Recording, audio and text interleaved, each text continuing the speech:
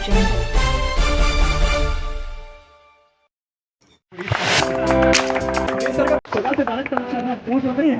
फिलहाल आज के लिए हम यहाँ पर सभी लोग इकट्ठा हुए हैं। बहुत बंदे आप सभी को आप खुश रहें और किसी को सब रखें।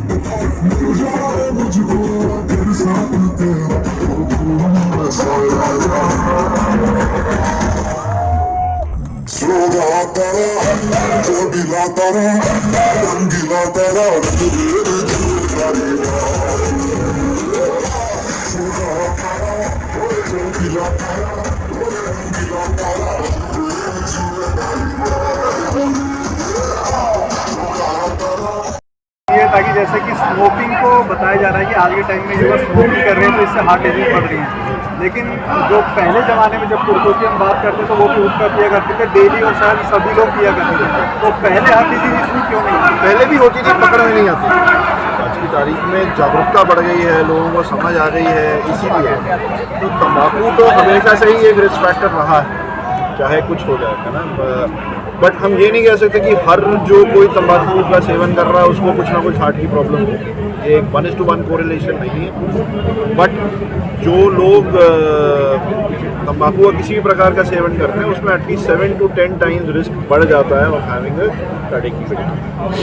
सर एक चीज़ और है कि जो आजकल खान पान बदल रहा है, लोगों को खाने के तेल के लिए भी जागरूक किया जाना चाहिए। तो कौन सा खाने का तेल है जो यूज़ करें जिससे कि हार्ट डिजीज? देखिए आपकी जो अब जैसे हम अगर इंडिया को देखें तो हर प्रांत का एक अलग अलग तेल है। जैसे यहाँ नॉर्थ इंडिया में ज़्यादा करके सरसों का तेल या घी यूज़ होता है। आप थोड़ा सा नीचे जाएँ तो तिल का तेल यूज़ होता है, ग्राउंडनट ऑयल यूज़ होता है, कोकोनट ऑयल यूज़ होता है। तो आपका जो इतने सालों से चलते आ रहा है वही यूज़ होना चाहिए। ये नहीं कि आप अब जैसे एक बहुत बड़ा क्रेज़ है कि भाई आप ऑलिव ऑयल यूज़ करें, जैतून का तेल जो होता है।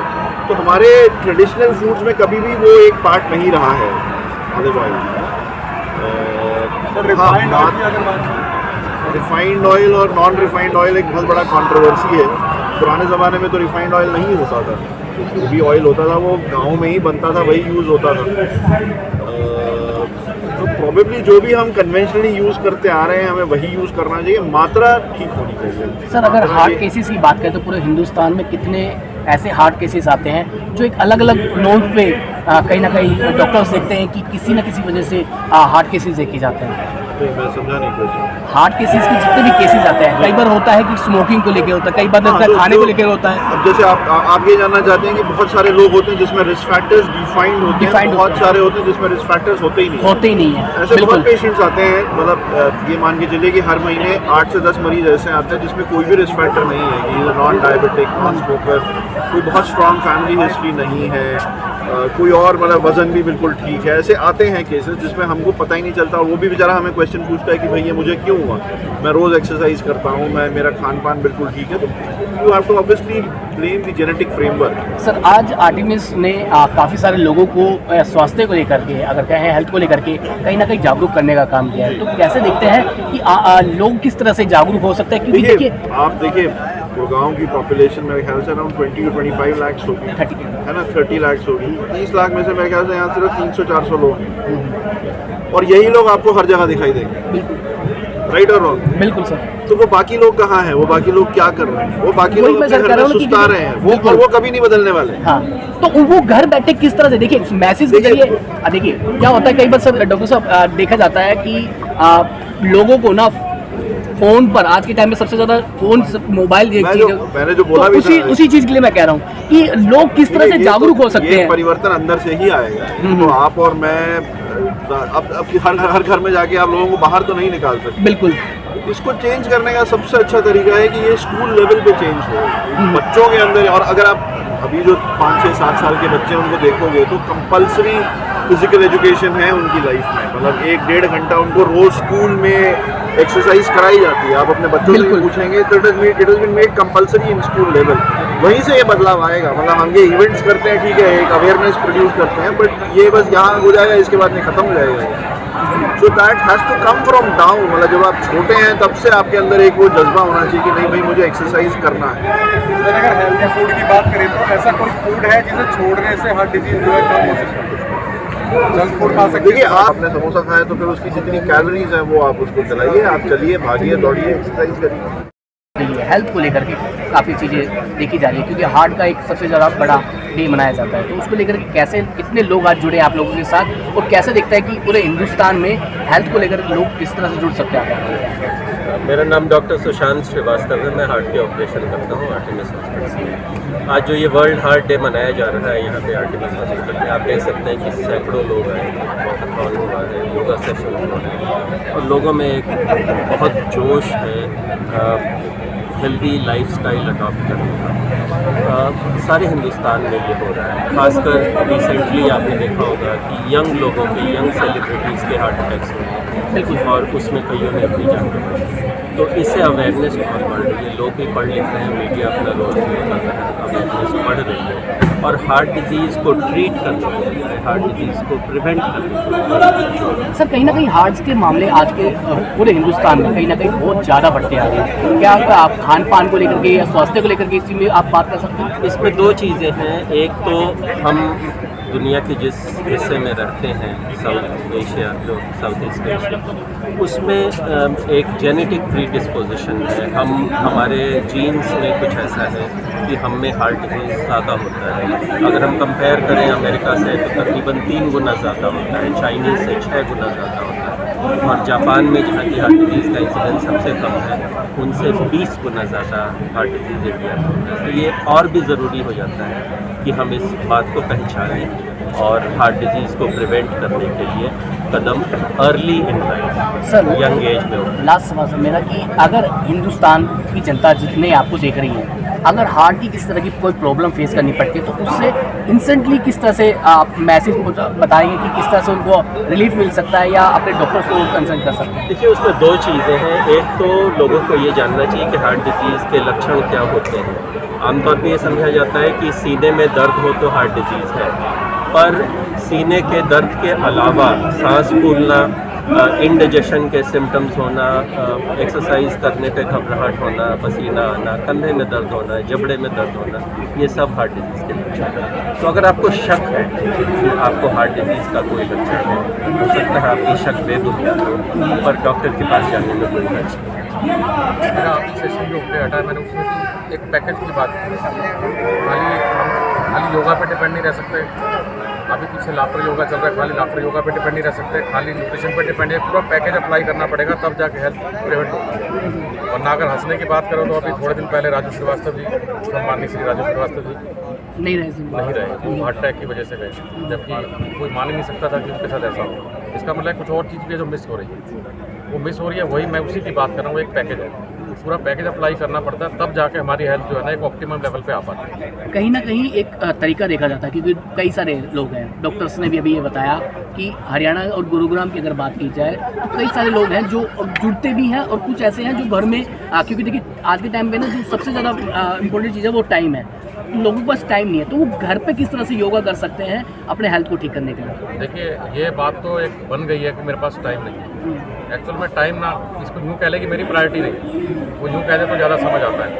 और ये आदमी के अंदर चलने के लिए दो चीज़ें चाहिए होती हैं, या तो आदमी चलता है डर से या सेल्फ मोटिवेशन से। तो इन दो चीज़ों में से कोई एक तो अप्लाई करनी पड़ेगी। जब डॉक्टर का डर आ जाता है कि भैया अगर आपने ये आपका ऑपरेशन करना पड़ेगा, अगर आपने आने वाले 10 दिन में ये काम नहीं किया, तो उसके बाद सारा टाइम भी निकलता है, सारी प्रायोरिटी भी बन जाती है, सब सारे ऑफिस के काम भी करता है। तो ये दो चीज़ों में से कोई एक तो अप्लाई करनी पड़ेगी, या तो उसको सेल्फ मोटिवेट करना पड़ेगा या उसको कोई डर दिखाना पड़ेगा। बिल्कुल, तो ही वो घर से निकलेगा, तो ही घर में योगा करेगा, वरना ना घर में करेगा ना घर से बाहर निकल के आएगा। मेरा नाम रविवंश है और जो ये ईथन स्पोर्ट्स देख रहे हैं ये हमारे ब्रांड है, और जिसे हम फिटनेस को के लोगों को जागरूक करते हैं। आज वर्ल्ड हार्ट डे पे जो आर्टेमिस हॉस्पिटल ने इतनी अच्छी मुहिम रखी है, इसके लिए मैं उनकी पूरी टीम का बड़ा साधुवाद करता हूँ। और साथ साथ आप सबके माध्यम से जन जन तक ये बात पहुँचाना चाहता हूँ कि ईश्वर ने हमें 24 घंटे दिए हैं, और उन 24 घंटों में से हमें 1 घंटा अपने स्वास्थ्य के लिए ज़रूर देना है, अपने आप को फिट करने के लिए देना है। वो ना ही हमें शारीरिक रूप से बल्कि मानसिक रूप से भी फिट करेगा। तो बस आप सबके माध्यम से मैं ये कहना चाहूँगा। आप सीनियर कंसल्टेंट यस सर। मैं मेजर डीपी सिंह हूँ और मैं अपने अंदर एक बड़ा सा दिल रखता हूँ। मैं डॉक्टर कपिल मोहन, मैं आर्टेमिस कार्डियक केयर में मैनेजमेंट में। नमस्कार, मेरा नाम रविवंश है, मैं CEO ईथन स्पोर्ट्स जो आज हमारे साथ हो गया तो आर्टेमिस के साथ। Genes don't seal your fate.